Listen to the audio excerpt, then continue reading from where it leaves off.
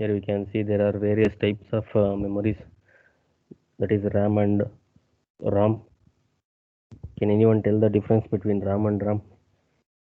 Here RAM stands for random access memory. Only memory. Uh, in the RAM we can read and write the memory. Normally in the ROM it is read only memory and it cannot be overwritten. RAM is faster than ROM. A RAM is slower than RAM. A RAM is a volatile memory and a RAM is a non-volatile memory. Here the price of the RAM is high and the read-only memory is cheaper.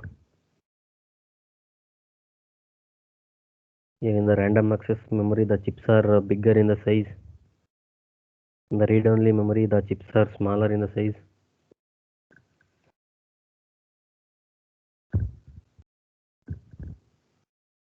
And next we have static RAM.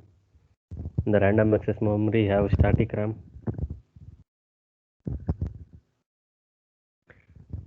In the static RAM it stores the data as long as the power is supplied. Here the memory is going to behave like a latches or flip-flops in the static RAM. In the static RAM the data remains stored as long as power is applied.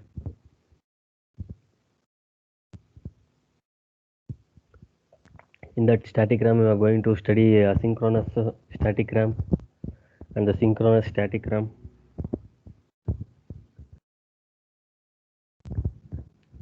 Here the static RAM, the term static means that the stored data persists identically to, so as long as power is applied to the memory component. Here it is the static is a volatile memory. Here the volatile means that it requires the power to maintain the stored data and it loses the data when the power is removed.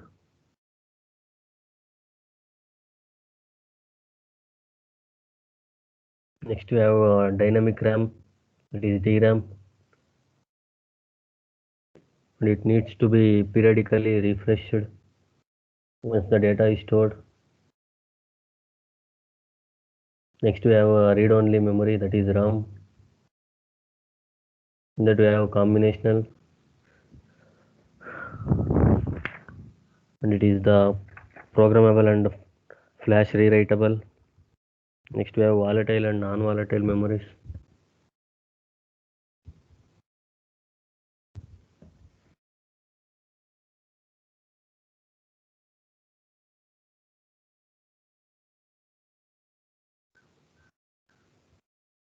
Here the main difference between the static RAM and dynamic RAM are, in the static RAM it is made up of flip-flops. Here the dynamic RAM it is made up of capacitors.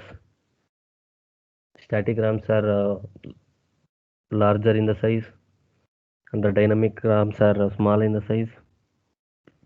Here in the dynamic RAM the data is stored in the form of voltage, where in the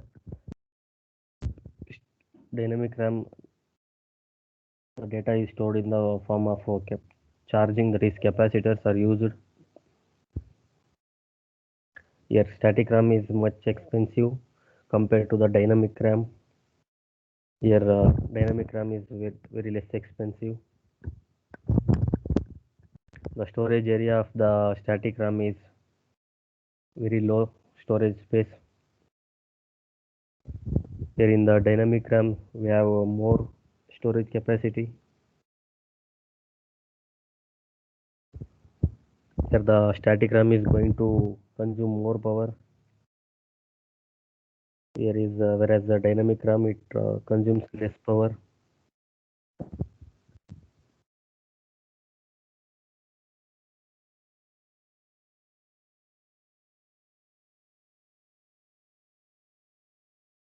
Here in the static RAM the data is going to be sustained within that time. In the dynamic RAM the data loses with the time, so it needs a refreshing circuit.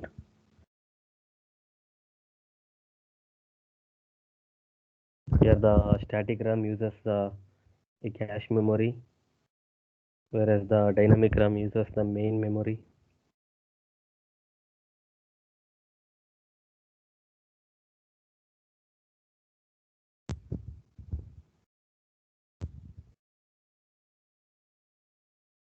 Here in the SRAM, we are going to use the transistors to store a single bit of data, where in the dynamic RAM, it uses the separate capacitor to store each bit of the data.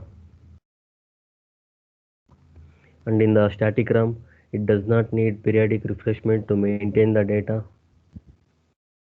Where in the T dynamic RAM, it needs a periodic refreshment to maintain the charge in the capacitor for the data storage.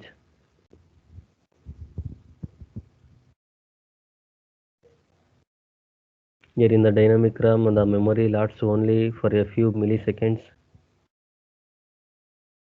Here in the dynamic RAM, the data must be refreshed periodically by reading and rewriting. Next we have synchronous static RAM, that is asynchronous SRAM.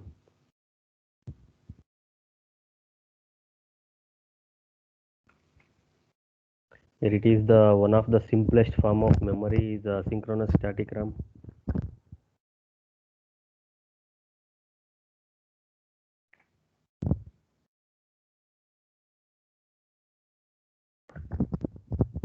Here it is asynchronous because it does not rely on the clock for its timing. It does not depend on the clock for the operation. Here the term static means that the stored data proceeds identically so as long as power is applied to the memory component.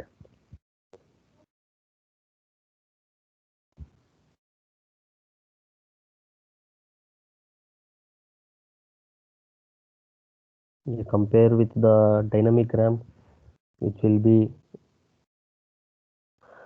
here the static RAM is a volatile memory, where the volatile means that it requires power to maintain the stored data and losses the data if the power is removed. Here the asynchronous static RAMs internally uses a 1-bit storage of cells that are similar to the D-latch. Here D-latch is used to store the 1 bit of memory.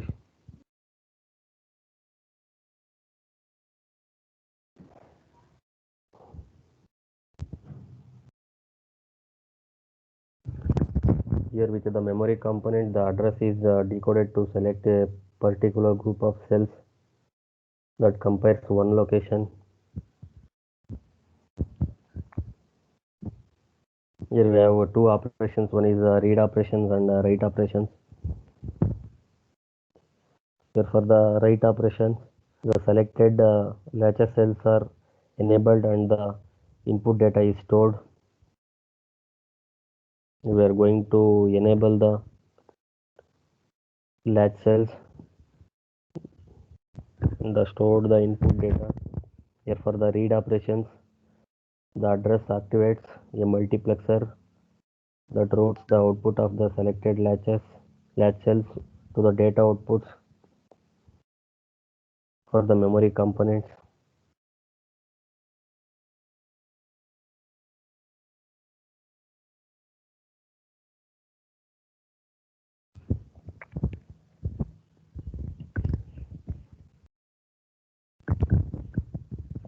Here the external interface of the asynchronous static RAM is very close to our general description of the memory component. Here, since the asynchronous RAMs are usually only available as the packaged integrated circuits, these are usually only available for the packaged ICs and not as blocks in ASCII librecies or FPGAs. And usually, we have the asynchronous static RAMs have bidirectional tri-state data inputs and output pins.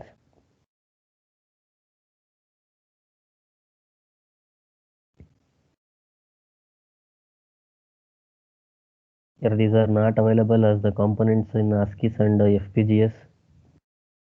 Here you can look at this figure. It is shows the symbol of a typical asynchronous SRAM.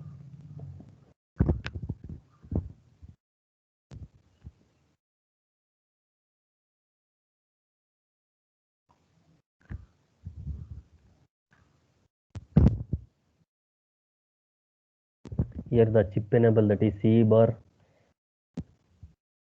This is the indicates the bar, the bubble. Here the chip enable input CE bar is used to enable or disable the memory chip. Where you are going to use the chip enable input for enabling or disabling of the memory chip.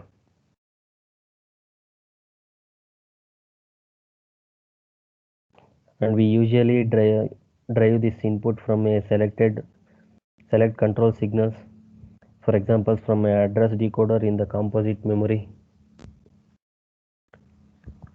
Here the WE bar, that is write enable input, controls whether the memory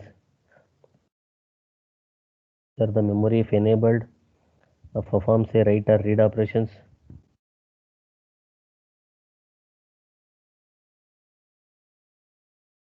Here the WE bar going to control whether the memory is enabled or performs the read and write operations.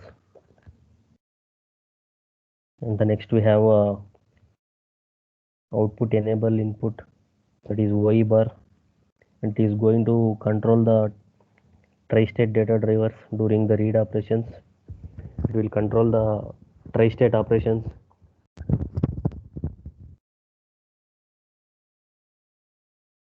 Tri-state data drivers during the read operations. Here when the OE bar is low during the read operation, the drivers are enabled and can drive the read data onto the data pins. Wherein OEB is 0, OE pin is 0 during the read operation, the drivers are enabled and the drive can be read the data onto the data pins. Here when OE is high, if the OE pin is high, the drivers are in the high impedance state. It will stay in the high impedance state. Next you can look at here. We have two graphs. This is for the write operation.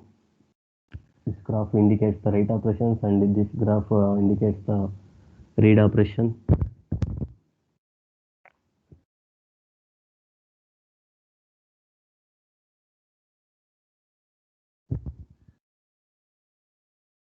Here the control section that sequences the data path containing the memory must be ensure that the address is stable before commencing the write operation and is held stable during the entire write operation.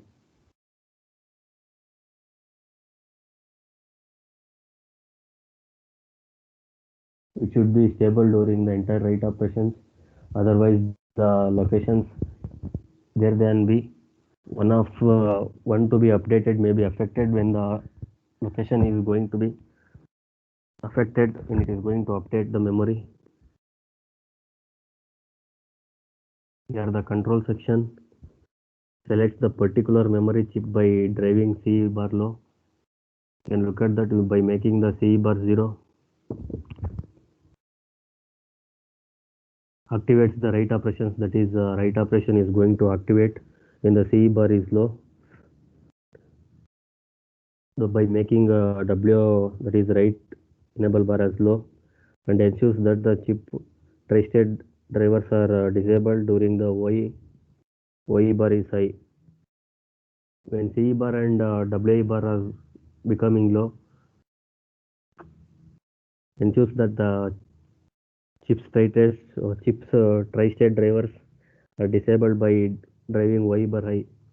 By making high, we can make low as CE bar and WE bar.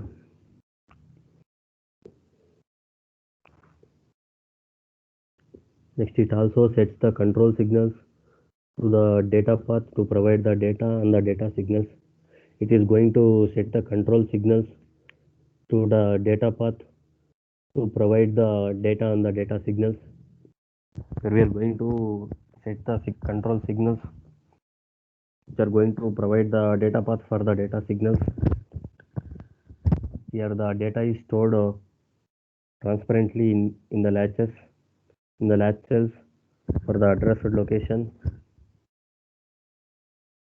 Here the temporarily data is going to be stored in the latch cells for the addressed location.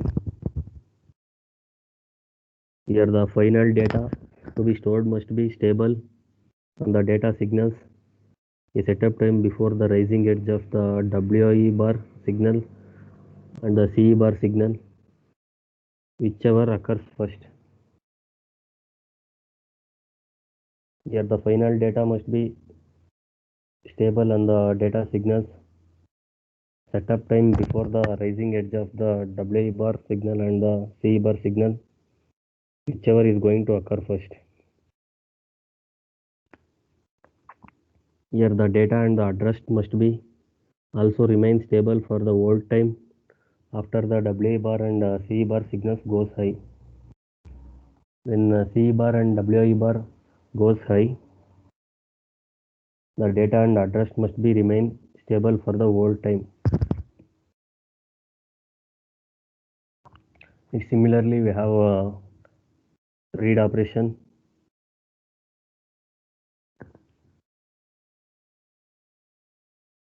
Here when the WI signal is held high and WI signal is make high, the OE bar signal is driven low to the enabled memory chip straighted drivers. When you are going to make high as the WI bar, and the OE bar becomes active low in the tri-state drivers. While this sequence is typical for the read operation done is isolation. We can also perform back-to-back read operations simply by changing the address value. It is typical for the read operation, so we can perform back-to-back read operations simply by changing the address line. By changing the address line, this is the address line. By changing this address line, we can perform the back-to-back read operations. The address value. Here the read operation is essentially a combination of combinational operations involving the decoding the address and multiplexing the selected latch cells values onto the data outputs.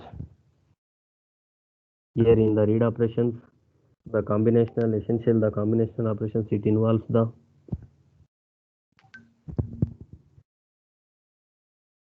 the decoding and the address of the multiplexing of the selected latches. Here by changing the address simply causes the different cell values to appear the outputs after the propagation delay. Here we can by changing the address simply it's going to cause the different cell values that appears on the output after the propagation delay is going to occur.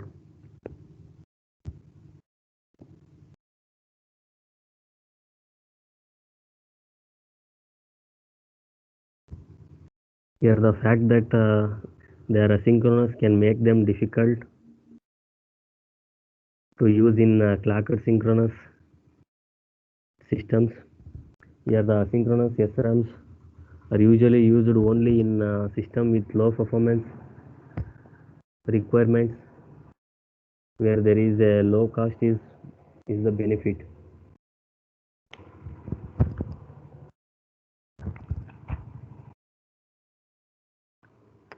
Here the asynchronous RAMs are usually it is used in the only in the systems with low performance requirements and the low cost benefits.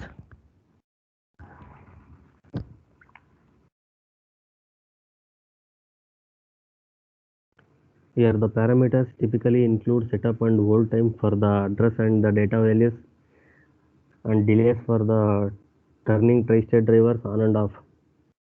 Here the values of the here the parameters is going to include the setup and the hold time for the address and the data values, and which are going delay for turning the tri-state drivers on and off conditions.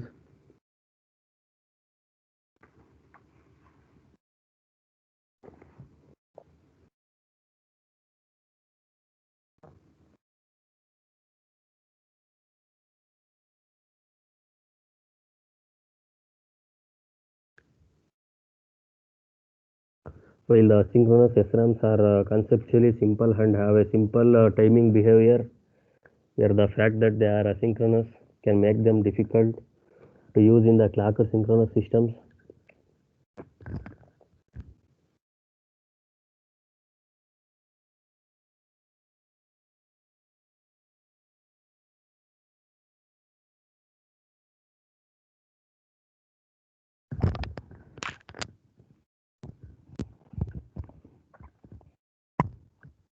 Here the need to the setup and hold address that the data values before and after activation of the control signals, and to keep the value stable during the entire cycle means that we must either perform operations over multiple clock cycles or use the delay elements to ensure the current timing within the clock cycles.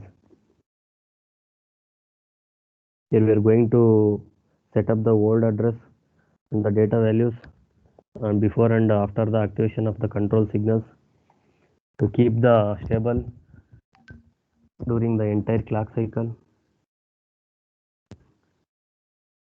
or use the delay elements to ensure the current timing within the clock cycle. And this is about the synchronous static RAM. Next we have a synchronous static RAM.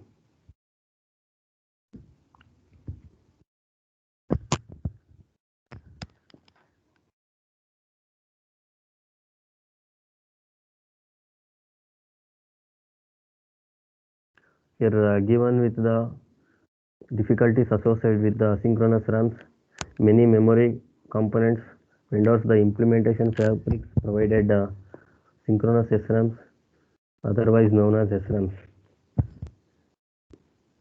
Synchronous SSRAMs, that is the synchronous static RAMs. Here the internal storage cells of the SSRAMs are the same of those as asynchronous SRAMs.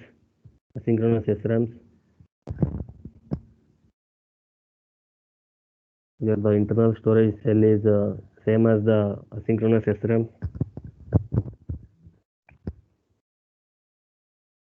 Here the interface include the clocked registers for storing the addresses, the input and control signals values, and in some cases the output data. Here the interfaces includes the clocked registers for storing the address, and sometimes it includes input data and control values in some of the cases, and output data also considered in the some of the cases.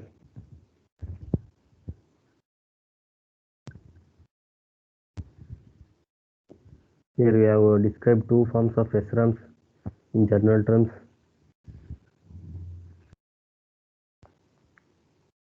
The details of control signals and the timing will vary between SRAMs provided by different component vendors and the implementation fabrics.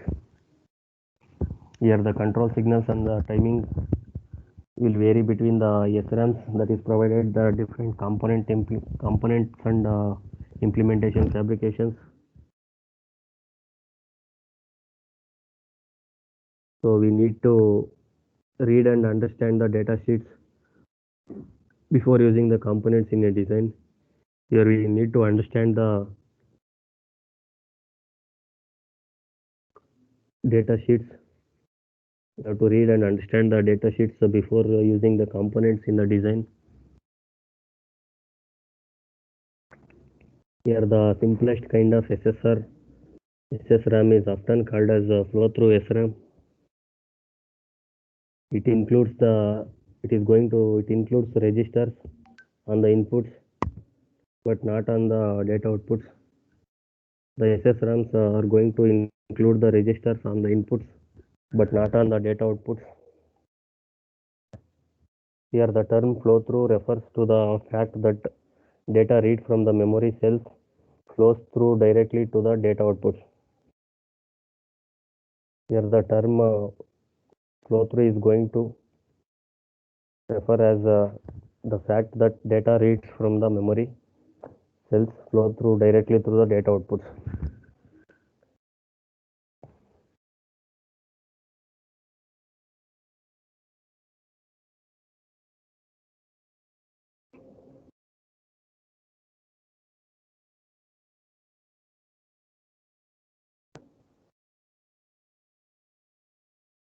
Having the registers on the input allow us to generate the addresses, data and control signal values according to our clocked synchronous design methodology.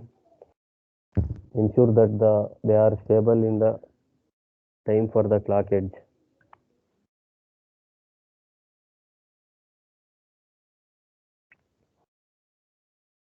There are two forms of SSRAM, sir. One is flow through SSRAM and the second one is pipelined SSRAM.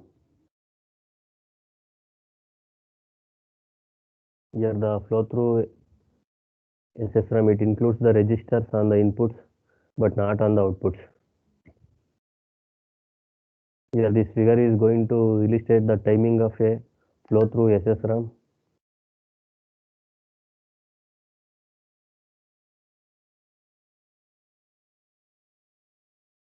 Here you can observe that the positive passage clock is given to the positive clock is given here during the first cycle. The address lines A1 and the control signals and the input data, that is XX. This is the input data D underscore in. XX is the input data. Preparation for the write operations is set up.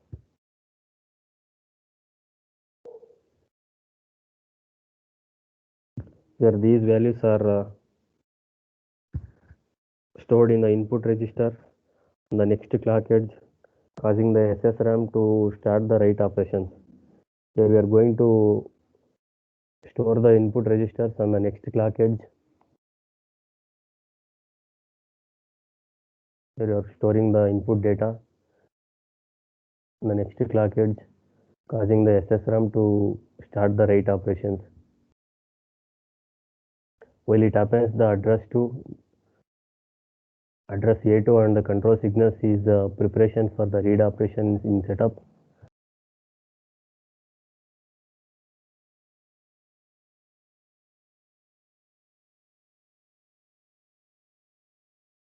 And these values are stored on the next clock edge during the third cycle of the SSRAM performs the read operations.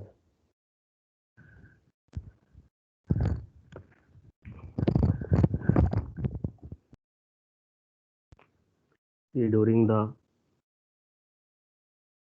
first cycle, clock cycle, the address A1 and the control signals input data XX is stored in the next clock edge.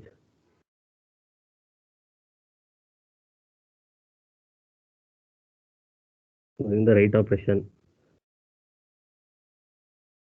and the data stored and flows through the output during the second clock cycle. While it happens, the address A2 and the control signals is preparation for the read operation setup, that is XX. These values are stored in the next clock edge during the third cycle of the SSRAM performs the read operations.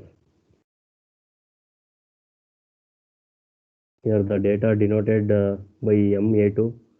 Here this is the data denoted by MA2 flows from the memory to the output. It flows from the memory to the output.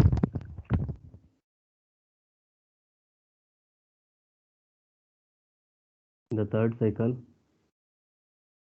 the enable signal is set to 0 In the third cycle, the enable pin is going to set to 0, and this prevents the input registers from being updated on the next clock edge. When it is set to 0, it prevents the input registers from being updated on the next clock edge. See, after the first clock edge, it's going to make high. So the previously read data is maintained at the output.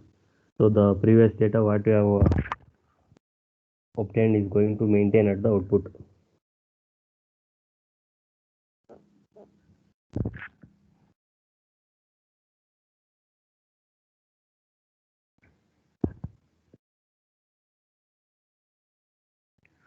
And this is about the synchronous RAM.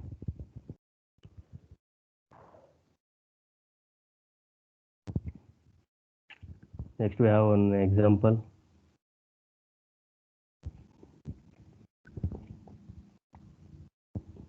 We have an example that is design a circuit that computes the function y is equal to ci into x square, where x is the binary coded input value and ci is the coefficient stored in a flow through SRAM,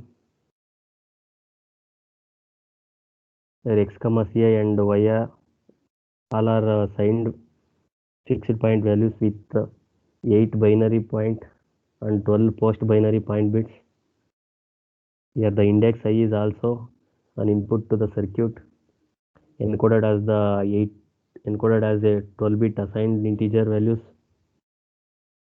for x and I arrive at the input during the cycle when the control input start is 1. Here the circuit should be minimize area by using a single multiplier to multiply ci by x and then by x again.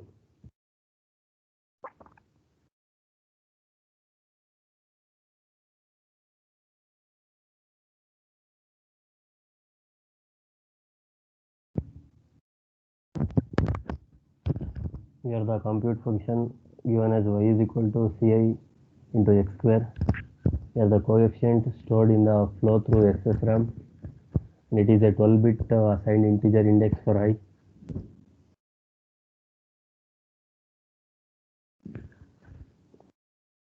And here x comma y comma ci is 20-bit signed fixed point of 8 pre and 8 post binary point bits. And it is uses a single multiplier, and it multiplies ci into x into x.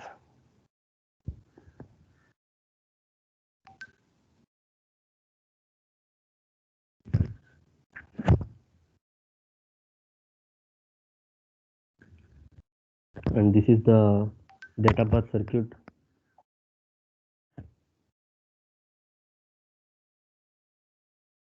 Data path circuit for the 4K into 20-bit flow through SRAM, which stores the coefficients. Area computation starts with the index value I and begin to store in the SSRAM address registers